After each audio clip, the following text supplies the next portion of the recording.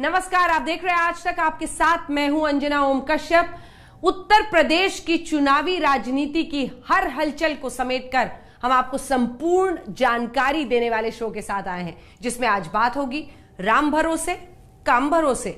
UP के चुनाव में नतीजे राम के भरोसे से आएंगे या काम के भरोसे, या फिर दोनों भरोसा जनता का मत दिलाएगा।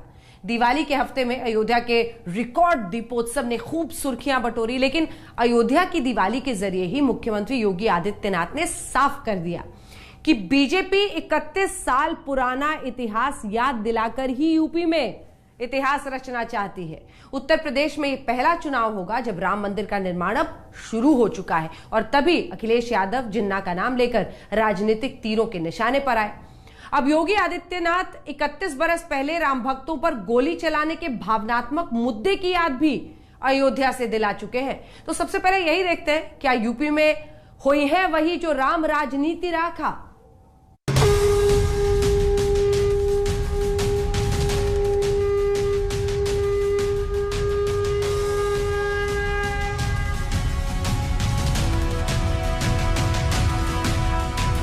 उत्तर प्रदेश की राजधानी लखनऊ की लड़ाई में राजनीति का ध्रुव बनी अयोध्या गवाह बन रही है। चुनाव राम भरोसे या काम भरोसे। राजा राम जी संग तो है सिया महारानी।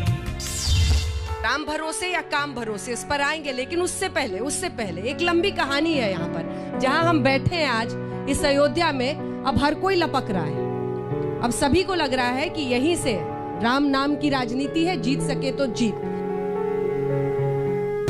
हमने कभी मर्यादा पुरुषोत्तम भगवान श्री राम को राजनीति से नहीं जोड़ा। इसी अयोध्या में राम भक्तों पर, राम कुंवर सेवकों पर गोलियां चलाई गई थी।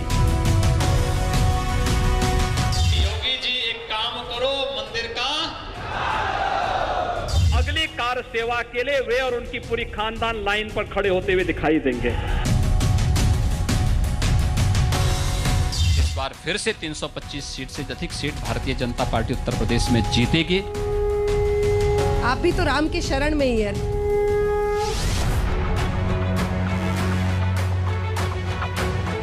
अयोध्या जिसका अर्थ माना गया, जिससे न युद्ध लड़ा जा सके न ही जिसे जीता जा सके। दिवाली पर वही जगमगाती अयोध्या और अयोध्या के श्री राम अभी उत्तर प्रदेश के राजनीतिक युद्ध के केंद्र में हैं। गुलामी का ढांचा हटाने के बाद भी आए हैं और राम मंदिर बनने के बाद भी अयोध्या आए हैं। क्या सत्ता हासिल करने की आकांक्षा की धुरी अयोध्या और अयोध्या के राम ही रहेंगे? इस बात को समझने के लिए कहानी 31 साल पहले से शुरू होती है, जब 1990 में अयोध्या में कार सेवा की तारीख तय हुई थी 30 अक्टूबर। तभी लालकृष्ण आडवाणी सितंबर में सोमनाथ से अयोध्या तक रथ यात्रा शुरू करते हैं।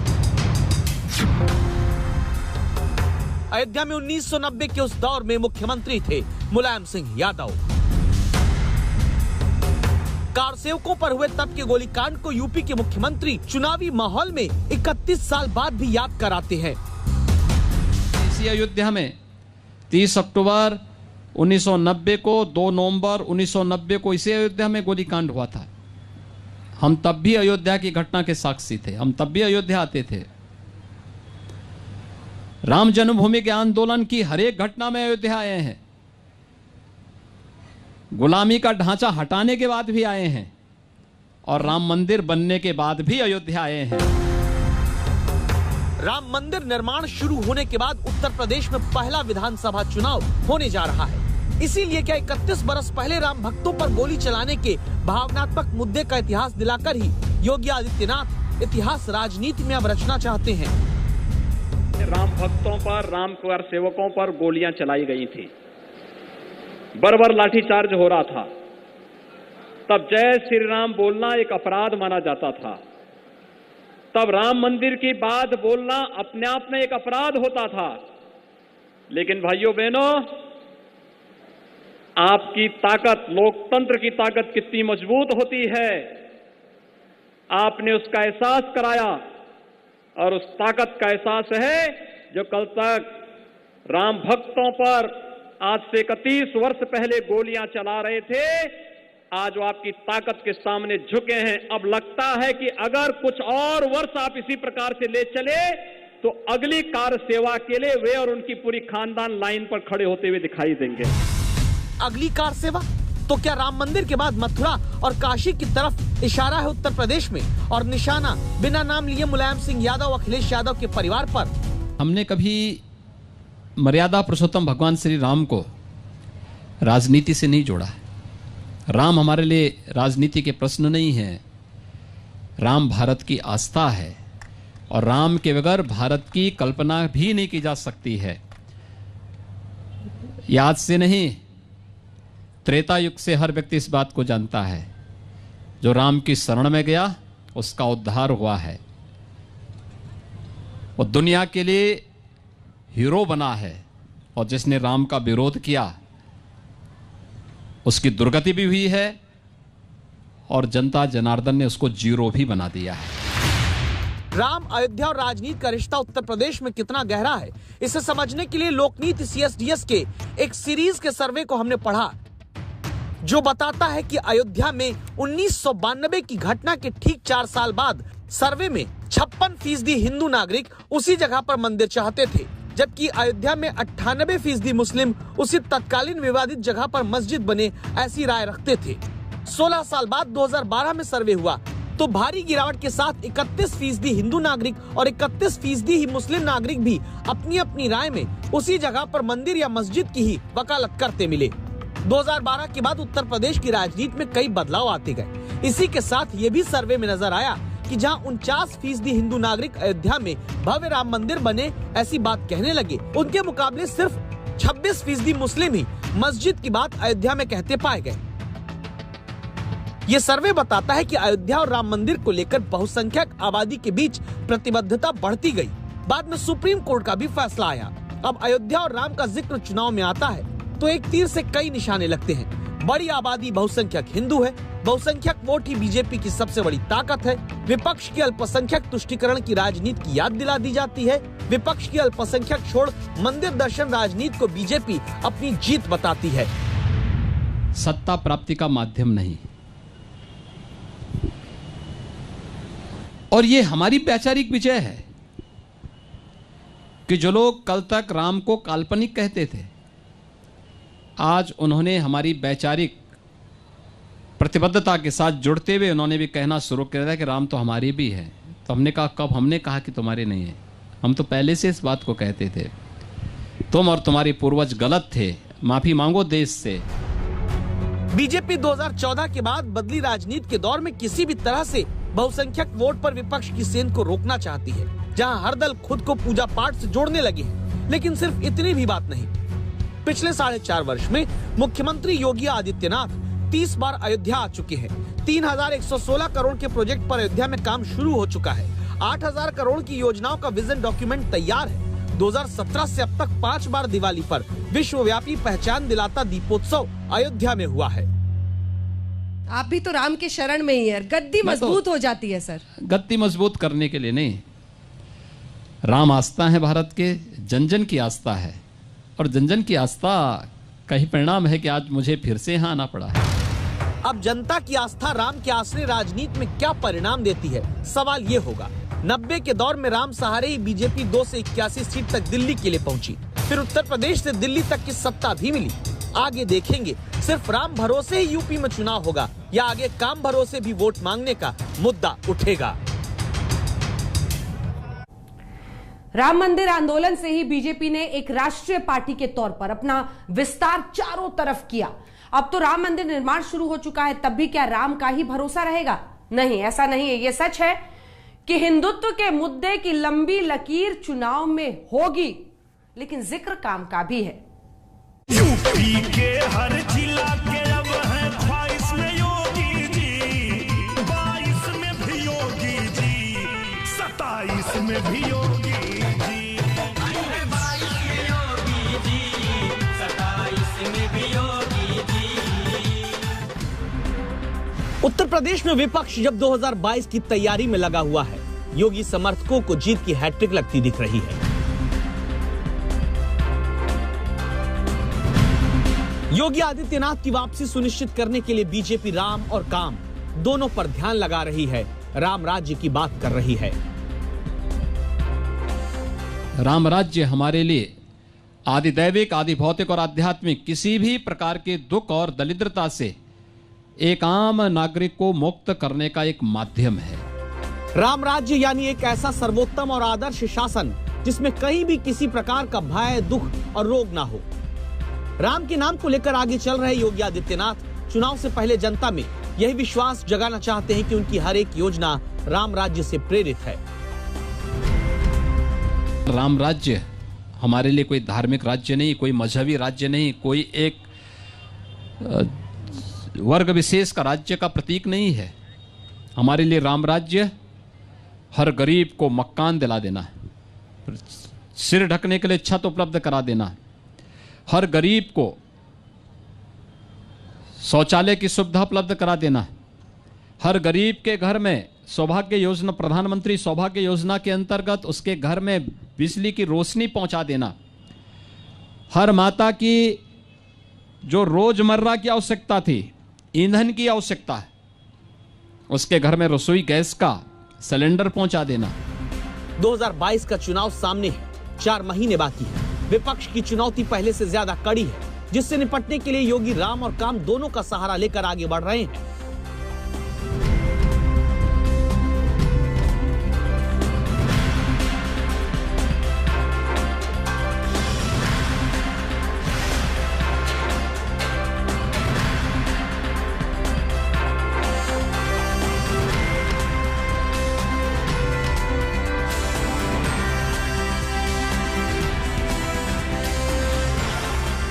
छोटा हो या बड़ा, कर्मचारी हो या किसान, छात्र हो या फिर बेरोजगार, योगी आदित्यनाथ हर किसी को खुश करने में जुट गए।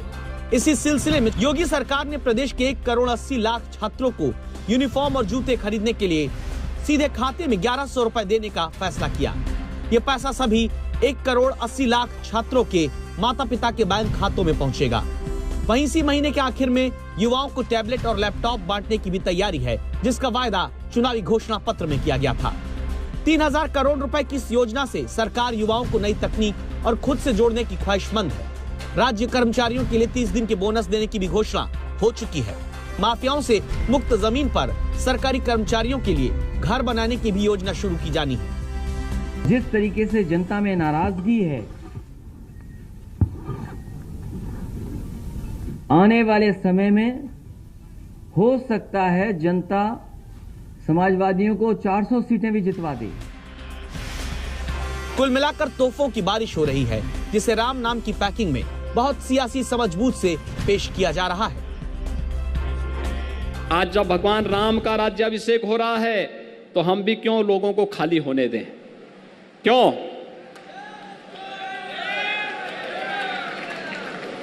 प्रदेश के 15 करोड़ लोगों के लिए कोई घोषणा कर लें, इससे अच्छा अवसर नहीं आएगा। राम राज्य की परिकल्पना साकार करने का यही एक अवसर होगा। और भाइयों बहनों, प्रधानमंत्री अन्न योजना मई से लेकर के नवंबर तक प्रधानमंत्री मोदी जी प्रदेश के अंदर 15 करोड़ लोगों को और देश के अंदर 80 करोड़ लोगों को फ्री में राशन दे रहे हैं। यह योजना नवंबर तक है, लेकिन अभी कोरोना समाप्त नहीं हुआ और इसलिए राज्य सरकार ने तय किया है इस योजना को हम लोग होली तक लेकर के जाएंगे। मुख्यमंत्री यहीं नहीं रुके, उन्होंने अंत्योदय योजना के कार्ड धारक को मार्च तक फ्री में राशन देने का भी ऐलान किया। राशन में चावल, गेहूं के अलावा दाल, तेल, नमक और चीनी शामिल है। गृहस्थी के कार्ड धारकों को भी, जिसमें हर यूनिट पर 5 किलो मिलता है। अगर किसी परिवार में 7 लोग हैं तो 35 किलो उस परिवार को ही मिलेगा। जिस परिवार में 5 लोग होंगे उस 25 किलो उस परिवार को मिलेगा। इसमें भी चावल और गेहूं भी मिलेगा। चुनाव से पहले जनता को फ्री राशन देना और वादों की झड़ी लगाना पुराना राजनीतिक औजार है, लेकिन फिर भी ये जीत की गारंटी नहीं। ऐसे में सवाल अब ये है कि उत्तर प्रदेश के चुनाव में राम भरोसे और काम भरोसे के बीच किसके राम और किसके काम पर जनता मुहर लगाएगी। राम का नाम और सरकार के काम के अलावा है सबसे लोकप्रिय चेहरे को आगे करना बीजेपी कभी भूल नहीं सकती। 2014 में बीजेपी की जिम्मेदारी लेकर 2017 और 2019 में बीजेपी के अध्यक्ष रहे थे अमित शाह ने उत्तर प्रदेश में करिश्मा करके दिखाया। अब 2022 में यूपी में पार्टी का चेहरा योगी आदित्यनाथ होंगे, ये साफ करने के बाद अमित शाह ने लक्ष्य भी तय कर दिया, 300 पार का लक्ष्य। क्या राम भरोसे काम भरोसे ये लक्ष्य इस बार यूपी में बीजेपी के लिए संभव है?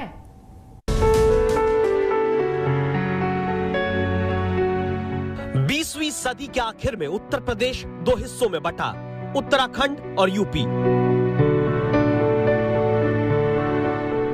21वीं सदी के पहले 21 साल की लड़ाई में लखनऊ गवाह है।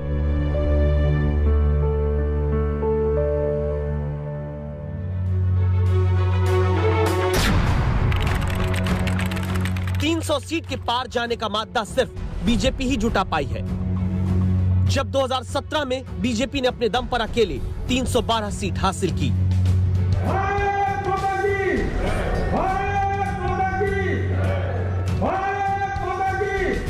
ये करिश्मा बीजेपी के लिए करके दिखाने वाले अमित शाह ने 2022 का लक्ष्य भी तय कर दिया।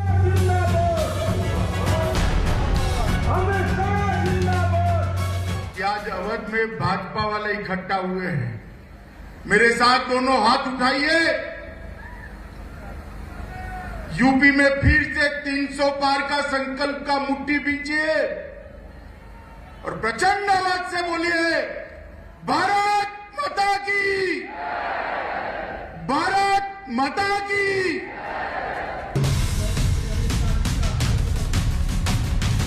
बहुत से लोगों को शंका इस दावे पर शायद ना हो, जब संगठन के महारथी कहे जाने वाले अमित शाह टारगेट फिक्स करें।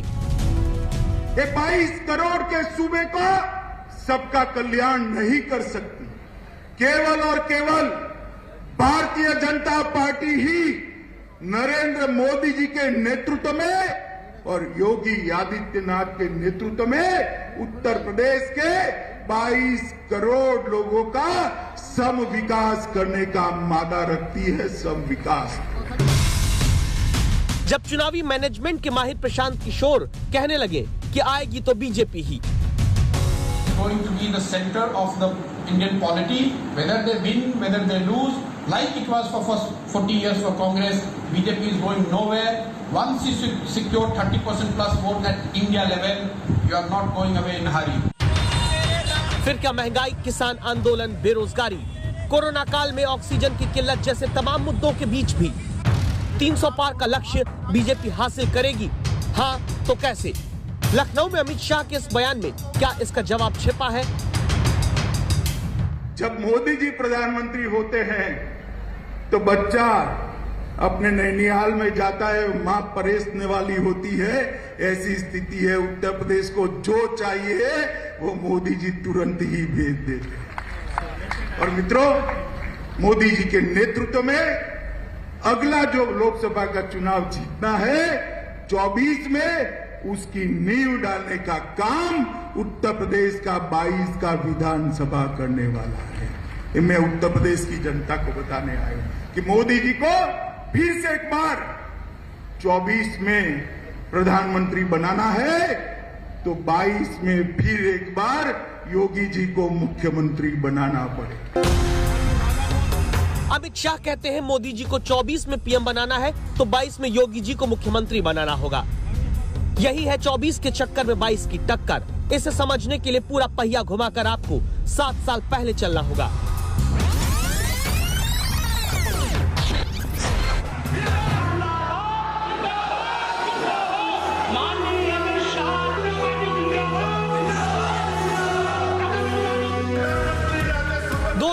में प्रभारी बनकर उत्तर प्रदेश अमित शाह आए थे।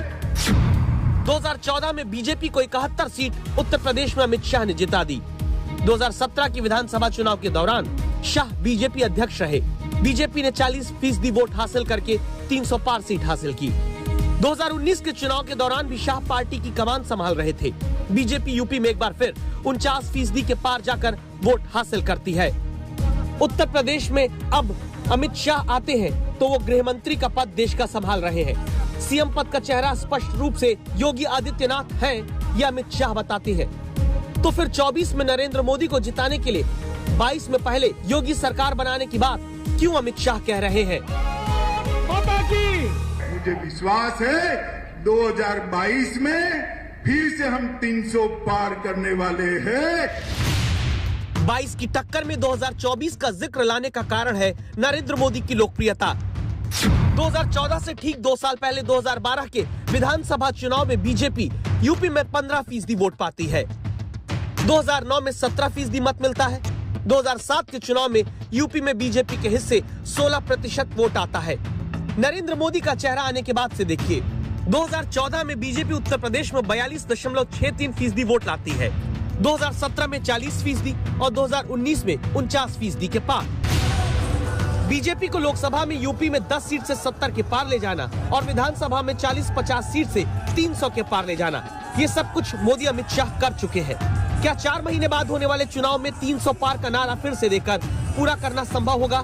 राजनीतिक एक्सपर्ट इस पर संशय जताते हैं। जीतती हुई तो दिखाई पड़ती है, बीजेपी जीतती हुई मुझे दिखाई पड़ती है, लेकिन 300 पार का नारा मुझे लगता है एक नारा रह जाएगा। पिछले कई चुनाव में ऐसा देखने को मिला। अपने अगर आप वेस्ट बंगाल की बात करें तो वहाँ भी उन्होंने नारा दिया था 200 पार, जो बीजेपी पार नहीं कर पाई। और हरियाणा के चुनाव की भी जब आप याद करें, वहाँ भी एक नारा था 70 पार, वो भी वो पार नहीं कर पाई। तो बीजेपी चुनाव जीतते हुए दिखती है, लेकिन मुझे लगता है नारा 300 पार का सफल होता हुआ दिखाई नहीं पड़ता। उत्तर प्रदेश में अगर मान लें कि अखिलेश यादव इस बार रणनीति बदल कर उतरे हैं, यूपी में इस बार प्रियंका की अगुवाई में कांग्रेस आक्रामक है। यूपी में थोड़ी बहुत एंटी इनकम्बेंसी भी 5 साल के राज पर हो सकती है। इतिहास रहा है कि यूपी में 3 दशक से कोई 5 साल बाद दोबारा नहीं लौटा। 2017 के चुनाव में बीजेपी गठबंधन को 3,44,03,039 वोट मिले थे। यूपी में बीजेपी के कहते हैं अपने कुल 2.5 करोड़ सदस्य हैं।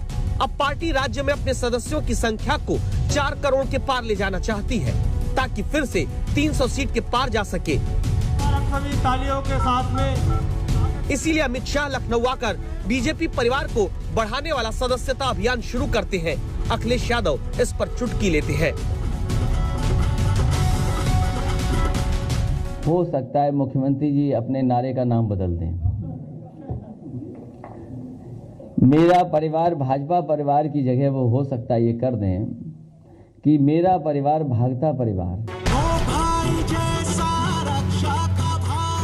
चुनावी गणित कहता है कि बीजेपी और समाजवादी पार्टी के बीच वोट शेयर में अंतर करीब 18% का है।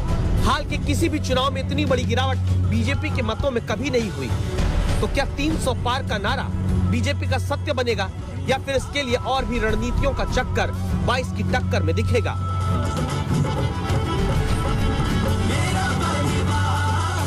दिल्ली से ऐश्वर्या पालीवाल के साथ कुमार अभिषेक, लखनऊ आज तक। बहुसंख्यक राजनीति के आधुनिक युग में क्या बीजेपी के कारण ही विपक्ष को भी राम भक्त बनना पड़ता है? साथ ही सवाल यह भी कि फिर जनता किसके राम और किसके काम पर भरोसा करेगी, बीजेपी के या फिर विपक्ष के? इन्हीं सवालों से जुड़ी चर्चा को जन्म देते जवाबों को ब्रेक के बाद आपके साथ देखेंगे। देखते रहिए आज। आपका फिर से आज तक पर स्वागत है। आपके साथ मैं हूं अंजना ओम कश्यप। सत्ता की धुरी राम भरोसे काम भरोसे से जुड़े इस शो में ब्रेक के बाद आपका फिर से स्वागत है। चुनावी रणनीतिकार प्रशांत किशोर कह चुके हैं कि अगले कुछ दशकों तक अब बीजेपी को सत्ता और सियासत के केंद्र बिंदु से हटाना मुश्किल है। फिर 2024 की चिंता में अभी से क्यों बीजेपी को 2022 में होने वाली है? क्या इसलिए क्योंकि पश्चिम बंगाल में जीत का स्वाद नहीं मिला? क्या इसलिए भी क्योंकि अगर यूपी में झटका लगा तो आगे गुजरात के चुनाव भी 2022 के अंत में होंगे, और एक बार जीत के रथ के पहिए हिले तो 2024 कठिन हो सकता है। इसीलिए राम का नाम भी और काम का बखान भी।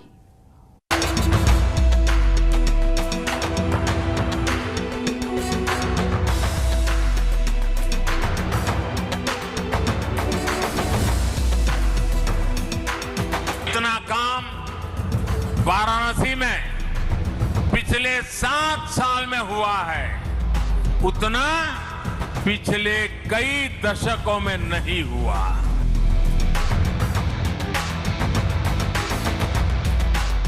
जो पहले थे उनकी प्राथमिकता अपने लिए कमाना और अपने परिवार की तिजोरी भरना था। हमारी प्राथमिकता गरीब का पैसा बचाना। 25 अक्टूबर 2021 प्रधानमंत्री ने अपने संसदीय क्षेत्र वाराणसी का दौरा किया। सिद्धार्थ नगर से उत्तर प्रदेश को 9 मेडिकल कॉलेज की सौगात दी और 5200 करोड़ रुपए से ज्यादा की परियोजना का उद्घाटन करते हुए पूर्वांचल की जनता से पूछा, किसी को याद पड़ता है और याद पड़ता है तो मुझे बताना, क्या किसी को याद पड़ता है कि उत्तर प्रदेश के इतिहास में कभी एक साथ इतने मेडिकल कॉलेज का लोकार्पण हुआ हो? हुआ है कभी? नहीं हुआ है ना। ये प्रधानमंत्री का पिछले 4 महीने में उत्तर प्रदेश का छठा दौरा था। इससे पहले प्रधानमंत्री 15 जुलाई को वाराणसी, 22 अगस्त को लखनऊ, 14 सितंबर को अलीगढ़, 5 अक्टूबर को लखनऊ, 20 अक्टूबर को कुशीनगर। लेकिन सालों साल तक या तो बिल्डिंग ही नहीं बनती थी, बिल्डिंग होती थी तो मशीन नहीं होती थी, दोनों हो गई तो डॉक्टर और दूसरा स्टाफ नहीं होता था। ऊपर से गरीबों के हजारों करोड़ रुपए लूटने वाली भ्रष्टाचार की साइकिल, ये भ्रष्टाचार की साइकिल 24 घंटे अलग से चलती रहती थी। दवाई में भ्रष्टाचार, एम्बुलेंस में भ्रष्टाचार, नियुक्ति में भ्रष्टाचार, ट्रांसफर पोस्टिंग में भ्रष्टाचार। इस पूरे खेल में यूपी में कुछ परिवारवादियों का तो खूब भला हुआ। भ्रष्टाचार की साइकिल तो खूब चली, लेकिन उसमें पूर्वांचल और यूपी का सामान्य परिवार पिसता चला गया। प्रधानमंत्री का उत्तर प्रदेश पर फोकस क्यों है? इसकी वजह सबसे ज्यादा लोकसभा और विधानसभा सीटों वाले राज्य में होने वाले विधानसभा चुनाव हैं, जिन्हें जीतकर बीजेपी 2024 में जीत की हैट्रिक का रिकॉर्ड बनाना चाहती है। मोदी जी के नेतृत्व में अगला जो लोकसभा का चुनाव जीतना है 24 में, उसकी नींव डालने का काम उत्तर प्रदेश का 22 का विधानसभा करने वाला। मैं उत्तर प्रदेश की जनता को बताने आया कि मोदी जी को फिर से एक बार 24 में प्रधानमंत्री बनाना है तो 22 में फिर एक बार योगी जी को मुख्यमंत्री बनाना है। तब जाकर देश का विकास आगे बढ़ सकता है, क्योंकि उत्तर प्रदेश के विकास के बगैर देश का विकास नहीं। तो अमित शाह खुद मानते हैं कि बिना यूपी जीते दिल्ली में बीजेपी का टिकना मुश्किल है। साल 2014 में बीजेपी ने उत्तर प्रदेश में 71 सीट जीतकर तहलका मचा दिया था। फिर 3 साल बाद 403 में से 312 विधानसभा सीट जीतकर 2019 में दोबारा जीत सुनिश्चित कर डाली थी। साल 2019 में अखिलेश मायावती का साथ भी बीजेपी को 62 लोकसभा सीट जीतने से रोक नहीं पाया था।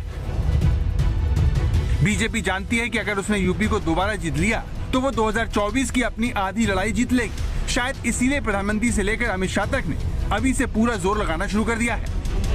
2019 में आप लोगों ने भारतीय जनता पार्टी को फिर से आशीर्वाद दिया। मैं तो मानता हूं, मैं तो ऋणी हूं। 14 में मैं इंचार्ज था, 19 में अध्यक्ष था। मैं ही झोली फैलाकर आया था यूपी के सामने।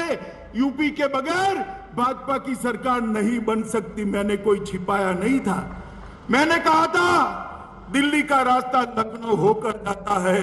मित्रों, दोनों बार बोले शंकर की तरह यूपी की जनता ने हम पर कृपा कर दी और 2/3 बहुमत से भाजपा की सरकार। मोदी जी के नेतृत्व में अगला जो लोकसभा का चुनाव जीतना है 24 में, उसकी नींव डालने का काम उत्तर प्रदेश का 22 का विधानसभा करने वाला। बीजेपी के लिए उत्तर प्रदेश के विधानसभा चुनाव को जीतना 2 और कारणों से जरूरी है, जिसमें पहली वजह पश्चिम बंगाल में मिली हार है। दीदी को ये कहता देखता हूं, कूल कूल। धमकी और गालियां देने वाली दीदी अब कह रही है कूल कूल। दीदी, ओ दीदी, दीदी तृणमूल कूल नहीं, बंगाल के लोगों के लिए शूल है, शूल। पश्चिम बंगाल को जीतने के लिए प्रधानमंत्री से लेकर पूरी बीजेपी ने अपनी पूरी ताकत झोंक दी थी। बावजूद इसके ममता तीसरी बार मुख्यमंत्री बनने में कामयाब हो गयी। इसका असर ये हुआ कि तृणमूल कांग्रेस ने ममता बनर्जी को प्रधानमंत्री मोदी के विकल्प के तौर पर पेश करना शुरू कर दिया। ये कहना शुरू कर दिया कि मोदी को सिर्फ ममता बनर्जी ही हरा सकती हैं, जबकि ममता का राजनीतिक रसूख सिर्फ पश्चिम बंगाल तक सीमित है। उत्तर प्रदेश को दोबारा जीतकर बीजेपी की योजना इस हार की कड़वाहट को कम करके अपने सबसे बड़े गढ़ को बचाने की है। वहीं बीजेपी को लगता है कि उत्तर प्रदेश में जीत का फायदा उसे अगले साल गुजरात में होने वाले विधानसभा चुनाव में मिल सकता है, जहां पिछली बार कांग्रेस ने उसे जबरदस्त टक्कर दी थी। इस तरह बीजेपी उत्तर प्रदेश का विधानसभा चुनाव जीतकर 2024 के आम चुनाव के लिए अपनी एक मजबूत नींव तैयार कर सकती है। लेकिन सवाल यह है कि क्या वाकई में अगर बीजेपी उत्तर प्रदेश का विधानसभा चुनाव जीत जाती है तो क्या 2024 में दिल्ली में उसकी हैट्रिक पक्की हो जाएगी? इस सवाल पर लोकनीति CSDS के निदेशक संजय कुमार कहते हैं, लेकिन कमोबेश ऐसा देखने को हमेशा मिलता रहा है। जिस पार्टी की सरकार बनने की उम्मीद 2000 लोकसभा के चुनाव में होती है, उस पार्टी के लिए यूपी के चुनाव में अच्छा करना बहुत ज़रूरी है। इस दृष्टिकोण से ये ज़रूरी है कि यूपी में बीजेपी अच्छा प्रदर्शन करे।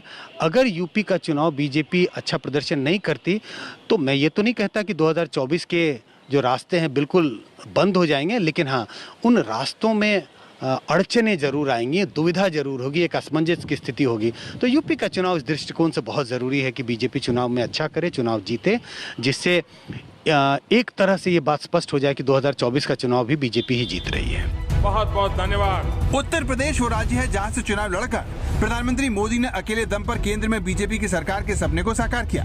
अब बीजेपी की योजना केंद्र में तीसरी बार सरकार बनाकर रिकॉर्ड बनाने की है और ये काम उत्तर प्रदेश जीते बगैर पूरा नहीं हो सकता। कुमार अभिषेक, लखनऊ, आज तक।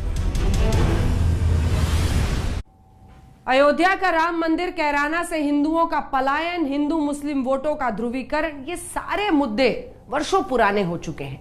लेकिन ये वो मुद्दे हैं जिनका ट्रायल करके बीजेपी सफलता के पैमाने गढ़ चुकी है। क्या इन्हीं मुद्दों के इर्द गिर्द दोबारा 2022 की टक्कर को सेट किया जा रहा है? वरना यूपी में अमित शाह को क्यों कहने की जरूरत पड़ती कि 5 साल पहले यूपी की हालत देखकर मेरा खून खौलता था।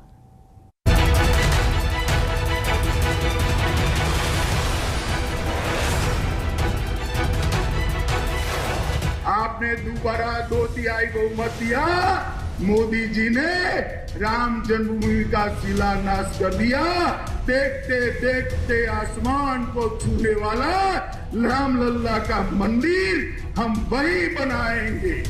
ये अखिलेश एंड कंपनी 2014, 17 और 19 हमें ताने लगाती थी, मंदिर वही बनाएंगे, तिथि कभी नहीं बताएंगे। अखिलेश बाबू, तिथि बताना नहीं, मंदिर की नींव भी डाल दी है। आप तो 5,000 रुपया देने से भी चूक गए। मैं आपको याद कराने आया हूं, एक जमाना था आपके पार्टी की सरकार भी निर्दोष राम भक्तों को गोलियों से भूनने का काम किया था। उत्तर प्रदेश और की कानून और व्यवस्था की स्थिति कैसी थी, मेरा तो खून खौल जाता था। पश्चिमी उत्तर प्रदेश से कैराना से पलायन शुरू हुआ था। हर जिले में 2-3 बाहुबली थे। दूरबीन लेकर मैं ढूंढता हूं, कहीं पर बाहुबली दिखाई नहीं पड़ता है। भाई कहे पड़ लखनऊ की लड़ाई में चुनाव प्रचार का आगाज करते अमित शाह के इस अंदाज से सवाल उठ गया, क्या बीजेपी के लिए बहुसंख्यक वोट में बिखराव से रोकने के लिए ध्रुवीकरण ही सबसे बड़ा जरिया है?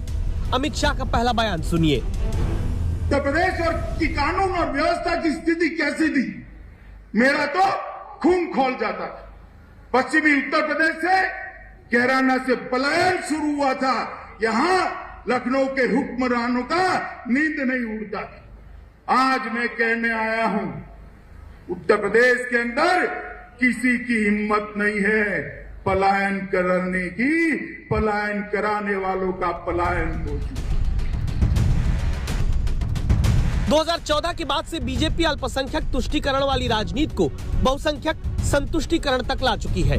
यही वजह है कि मायावती हो, अरविंद केजरीवाल या अखिलेश यादव, सभी जब बीजेपी के साथ मजबूती से जुड़े बहुसंख्यक वोट का हिस्सा पाने के लिए ब्राह्मण और अयोध्या की बात करने लगे तो बीजेपी अयोध्या में मुलायम राज की कहानी याद कराने लगी।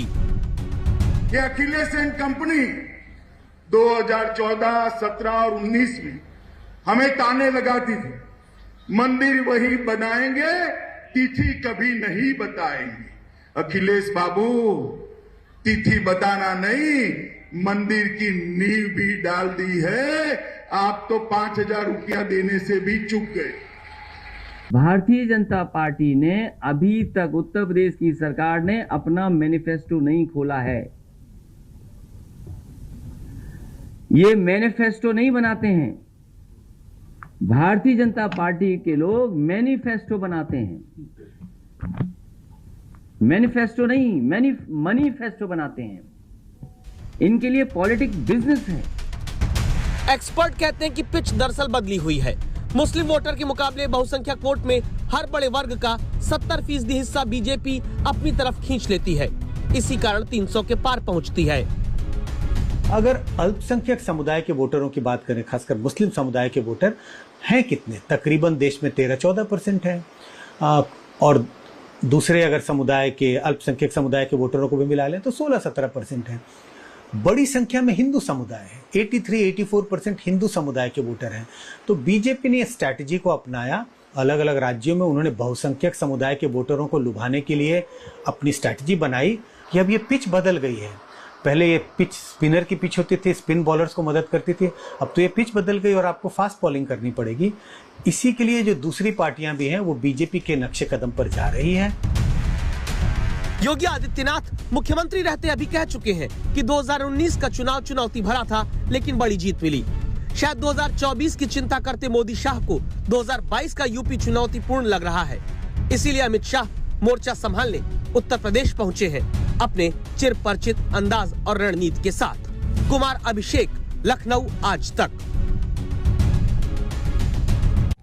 बहुसंख्यक वोटों को अपने पाले में लेकर लगातार चल रही बीजेपी को आगे जिताने वाले पीएम मोदी कौन से तीर अपने तरकश से यूपी में चल रहे हैं, ये या फिर चल सकते हैं, ब्रेक के बाद देखेंगे। देखते रहिए आप। उत्तर प्रदेश में अचानक प्रधानमंत्री मोदी के दौरे बढ़ने लगे हैं। पीएम जब भी यूपी जाते हैं तो दो ही बात करते हैं, यानी विकास की योजनाएं और विरोधियों पर वार।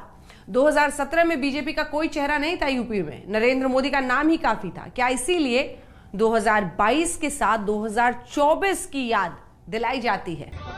जिस पूर्वांचल को पहले की सरकारों ने बीमारियों से जूझने के लिए छोड़ दिया था, वही अब पूर्वी भारत का मेडिकल हब बनेगा।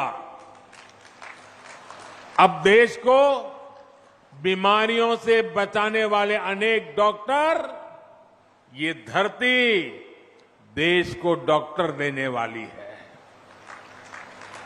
जिस पूर्वांचल की छवि पिछली सरकारों ने खराब कर दी थी, वही पूर्वांचल, वही उत्तर प्रदेश पूर्वी भारत को सेहत का नया उजाला देने वाला है। पूर्वांचल में बीजेपी को मात देने के लिए अखिलेश यादव ने ओम प्रकाश राजभर और संजय चौहान को साथ मिलाकर जातीय बिसात बिछाई, तो मोदी से लेकर योगी तक ने अपने किले को सुरक्षित रखने के लिए विकास का दांव चल दिया। बीजेपी यूपी चुनाव से पहले विकास के नाम पर बड़े प्रोजेक्ट को महापुरुषों और देवी देवताओं का नाम देकर समाज के हर वर्ग में पैठ बढ़ाने में जुट गई है। कुमार अभिषेक, लखनऊ, आज तक। उत्तर प्रदेश की राजधानी भले ही लखनऊ हो, भले लखनऊ की लड़ाई जीतने के लिए सारे दांव पेच हो, लेकिन फिलहाल ये साफ है कि अयोध्या राजनीतिक राजधानी बनी हुई है। तो फिर जिसकी अयोध्या, क्या उसी का लखनऊ? आज के लिए इतना ही। देखते रहिए आज तक।